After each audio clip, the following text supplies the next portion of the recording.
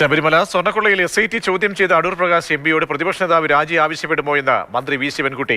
ഹൈക്കോടതി നിയോഗിച്ച അന്വേഷണ സമിതി വിവരങ്ങൾ തേടുന്നതിൽ ഒരു തെറ്റുമില്ല. അടൂർ പ്രകാശിനെ ചോദ്യം ചെയ്യുമെന്നത് മുൻകൂട്ടി കണ്ടാണ് പ്രതിപക്ഷ നേതാവ് SITയിൽ വിശ്വാസമില്ലെന്ന് പറഞ്ഞതെന്നും ശിവൻകുട്ടി അറിയിച്ചു.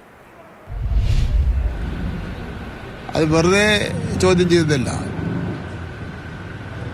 ഈ സ്വർണ്ണക്കൊള്ളയുടെ അന്വേഷണം ആരംഭിച്ചത് മുതൽ കേൾക്കുന്ന പേരാണ് ബഹുമാനപ്പെട്ട പാർലമെൻറ്റ് മെമ്പറും UDFൻ്റെ കൺവീനറുമായിട്ടുള്ള ശ്രീ അടൂർ പ്രകാശിൻ്റെ പേര്. അപ്പോൾ ഈ പ്രതിപക്ഷ നേതാവ് ഈ സാഹചര്യത്തിൽ വാസവൻ രാജിവെക്കണമെന്ന് പറഞ്ഞതുപോലെ UDFൻ്റെ കൺവീനർ സ്ഥാനം രാജിവെക്കുന്നതിന് വേണ്ടി അടൂർ പ്രകാശത്തിനോട് ആവശ്യപ്പെടുമോ എന്നുള്ളതാണ് എൻ്റെ ചോദ്യം.